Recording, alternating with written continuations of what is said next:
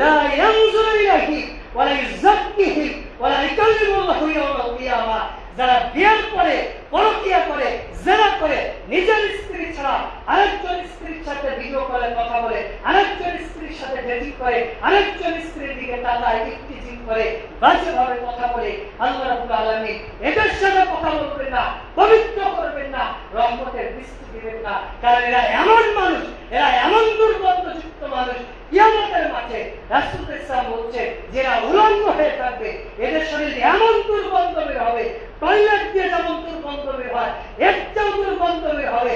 জাহান্নামের ফেরেশতারা তাদের পতন নিক্ষেপ করবে, তাদের জাহান্নামে নিক্ষেপ করবে। তারাও তাদের গালি দিয়ে বলবে যে খবিস ব্যক্তি কি এমন পাপ করেছিল যার কারণে তার শরীর দিয়ে এত দুর্গন্ধ বের হচ্ছে, আল্লাহ তার প্রতি এত নারাজ। চিন্তা করেছেন?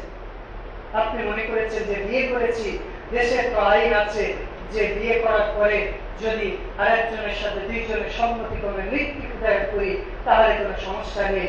দেশের আইন থাকুক, হাজারো দেশের আইন থাকুক, ইসলামের আইন আপনার একটা স্ত্রী আছে, বিয়ের প্রয়োজন হয়েছে, মাতনা দুলাতা রুবা, দুইটা তিনটা চারটা আপনি করতে পারেন, আপনার দৈহিক আর্থিক সামর্থ্য আছে।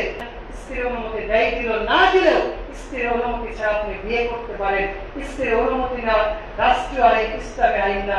আপনার যদি সচ্ছল অবস্থা থেকে দৈহিক সামর্থ্য থাকে, মেয়ের পক্ষ থেকে যদি ওয়ালি থাকে, আপনি স্ত্রীর অনুমতি ছাড়া বিয়ে করতে পারেন, তবে স্ত্রীর অনুমতি নেওয়াটা ভালো। আপনার একটা বিয়ে হচ্ছে না, দুইটা তিনটা চারটা আপনি বিয়ে করেন, এরপরে না হলে আপনি সিয়াম রাখেন, কিন্তু আপনি জিনার ধারে কাছে যাবেন না। কারণ জিনা এমন একটা জিনিস, এই রাসূল সাল্লাল্লাহু বলছেন যখন কেউ জিনা করে লা ইয়াসনি ঈমানা, যখন কেউ জিনা করে তখন ওর ঈমান থাকে। পৃথিবীতে জিনা এমন একটা পাপ, এই পাপ করলে আপনার কোনো বেঁচে থাকার পথ থাকবে না।